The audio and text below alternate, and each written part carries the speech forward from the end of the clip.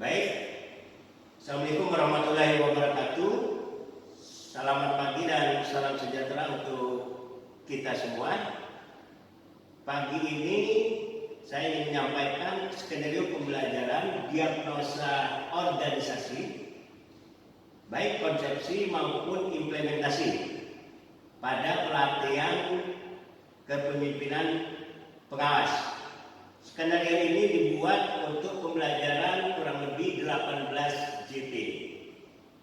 Namun demikian, mari kita sepakat bahwa kelas ini kita akan namakan expert.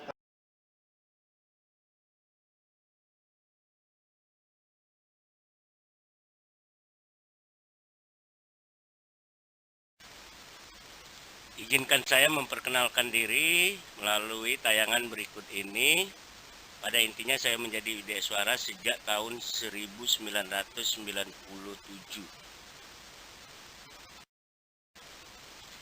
Outline skenario pembelajaran: pertama introduksi, yang kedua prakondisi, yang ketiga substansi, ada 3 substansi, yang keempat evaluasi.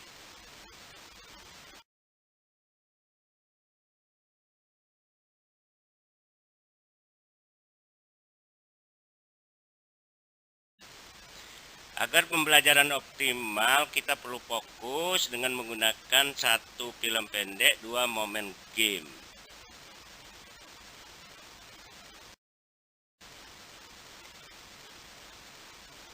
Pembelajaran yang dapat kita petik dari film ini yaitu salah satunya bagaimana kita bisa berpikir positif.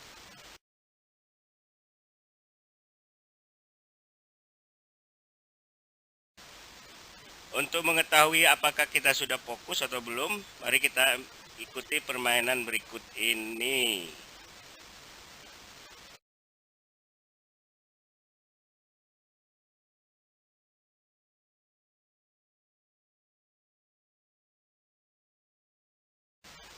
Dari 17 indikator hasil belajar, kita kelompokkan menjadi 3 kelompok dalam proses pembelajarannya.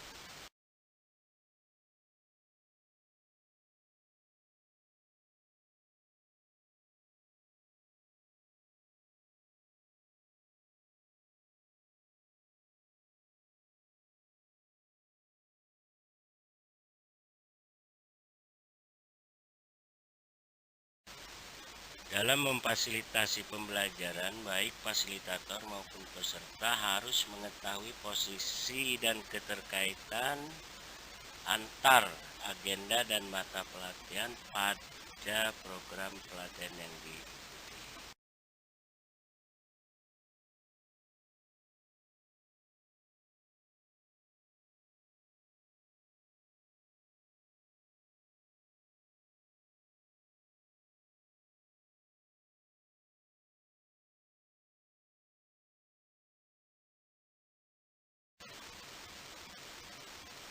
Inti dari pembelajaran diagnosa organisasi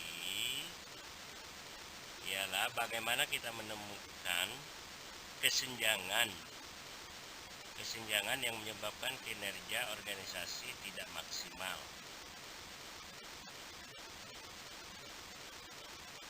Untuk keberhasilan pembelajaran ini harus diskemakan atau skenariokan secara benar dalam RBPMP dan RP. Baik, kita mulai dengan pokok bahasan pertama, yaitu isu strategis. Untuk mempelajari isu strategis ini, kita menggunakan teknik moderasi.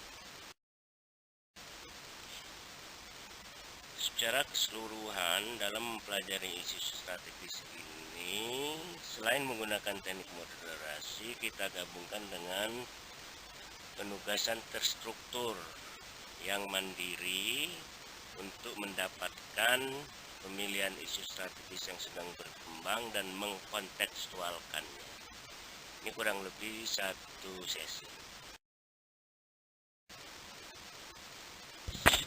Dalam proses pembelajaran isu strategis yang menggunakan teknik moderasi, kelas dibagi menjadi 5 kelompok untuk memilih baik isu maupun tema ataupun topik yang lebih spesifik untuk dikontekstualkan. Output pembelajaran dari isu strategis ialah dua hal. Pertama, hasil kelompok, masing-masing kelompok dikumpulkan ke fasilitator. Sementara itu, dipilih 5 isu strategis untuk dipajang di kelas. Setelah mempelajari pokok bahasan 1 isu strategis, kita lanjutkan dengan konsep diagnosa organisasi. Dengan menggunakan 2 metode. Pertama, expert method, yang kedua menggunakan pembulatan bersama.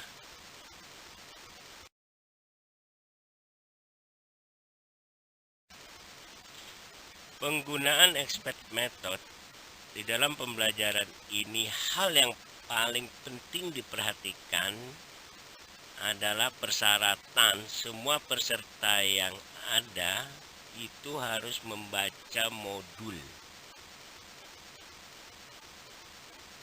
Kenapa demikian? Agar semua peserta yang ada di kelas itu mempunyai wawasan yang sama. Kemudian mereka bertanggung jawab untuk mentransformasi keahlian dari masing-masing. Setelah proses pembelajaran dengan expert method, dilakukan pembulatan untuk memastikan bahwa semua substansi konsepsi diagnosa organisasi yang dituangkan di dalam modul sudah dipahami semua peserta. PowerPoint yang digunakan PowerPoint yang diperoleh dari fasilitator pembuat modul. Mata pelatihan diagnosa organisasi bukan sekedar pengetahuan, tapi merupakan kompetensi atau keterampilan yang sangat diperlukan bagi seorang pemimpin. Oleh karena itu, kita akan praktek berdasarkan tacit knowledge yang telah dimiliki oleh peserta. Untuk mendukung pembelajaran praktek diagnosa organisasi, kita menggunakan PowerPoint yang substansinya ditekankan pada teknik analisis manajemen selain teknik-teknik yang sudah disampaikan sebelumnya yang telah disusun oleh penyusun modul. Karena banyaknya teknik analisis manajemen, maka ketika memilih salah satunya, ada hal yang perlu diperhatikan. Pertama, penguasaan. Yang kedua, ketepatan. Yang ketiga, bertanggung jawab. Jadi jangan sekali-sekali Anda memilih salah satu teknik analisis manajemen tapi Anda tidak memenuhi syarat ini. Sebelum kita melakukan praktek diagnosa organisasi, ya ada baiknya saya visualisasikan yang menjadi tugas Kementerian Lingkungan Hidup dan Kehutanan yang sangat-sangat kompleks. Berbagai aspek yang perlu kita perhatikan, diantaranya ekologi, sosial, dan prakondisi.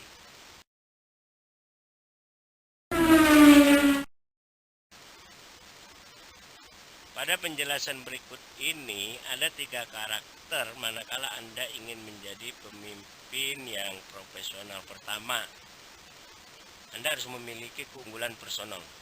Terus yang kedua, kecanggihan pengetahuan. Yang ketiga, kemahiran teknis. Jadi ketiga hal ini yang menyebabkan seorang pemimpin berbeda dengan pemimpin lain.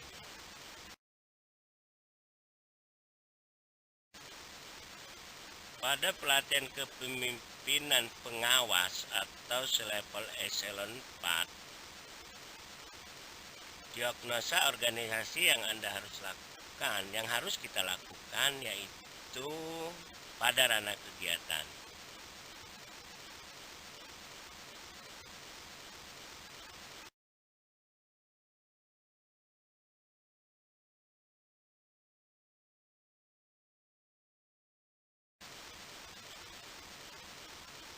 Pembelajaran pada pokok pembahasan yang ketiga, aktualisasi diagnosa organisasi, dilakukan dalam bentuk penugasan.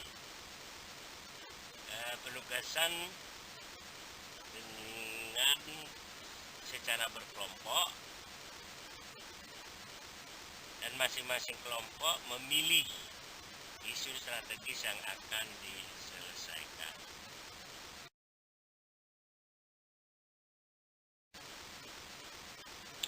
Berikut beberapa form yang bisa Anda gunakan dalam praktek diagnosa organisasi untuk mendapatkan gap atau untuk mendapatkan diskrepansi atau untuk merecord, mencatat solusi apa yang Anda harus lakukan untuk peningkatan kinerja organisasi.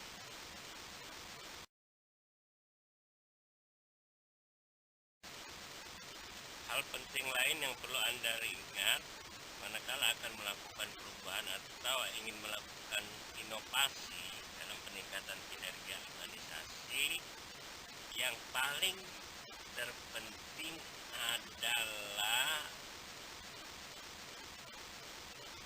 sasaran yang Anda lakukan dapat terukur secara baik.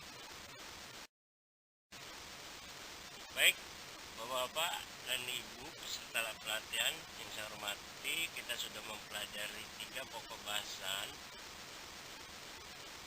Pertama, konsep isu strategis. Yang kedua, konsep diagnosa organisasi. Dan yang ketiga, yang terakhir tadi, kita aktualisasi dari kompetensi yang kita miliki. Dan satu hal yang paling penting bagi Anda, bagaimana menggunakan kompetensi diagnosa organisasi itu ke pelajaran berikutnya. Salah satunya adalah di lapangan atau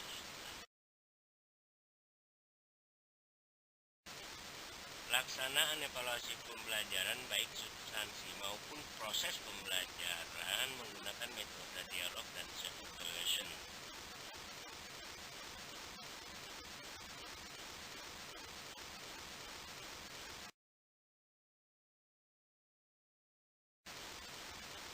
Dengan 2 metode evaluasi pembelajaran, dialog dan self-evaluation. Untuk dialog, peserta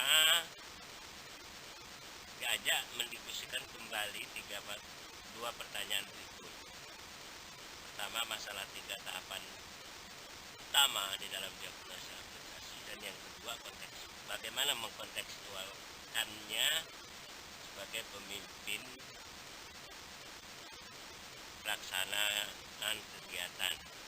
Sementara untuk self-evaluation, peserta secara jujur mengevaluasi diri mereka masing-masing apakah mereka sudah menguasai kompetensi diagnosa organisasi atau belum.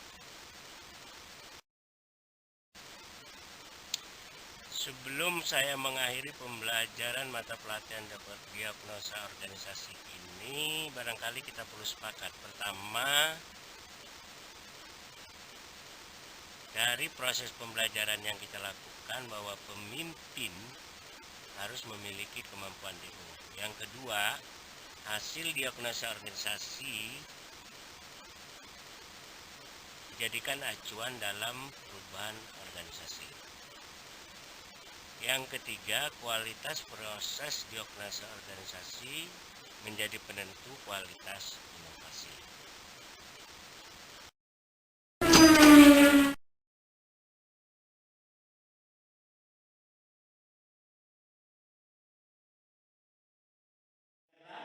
penjelasan saya tentang skenario pembelajaran.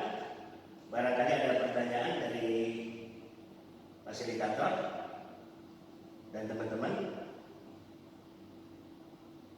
Saya ucapkan terima kasih atas partisipasinya. Mohon maaf kalau ada hal yang kurang berkenan.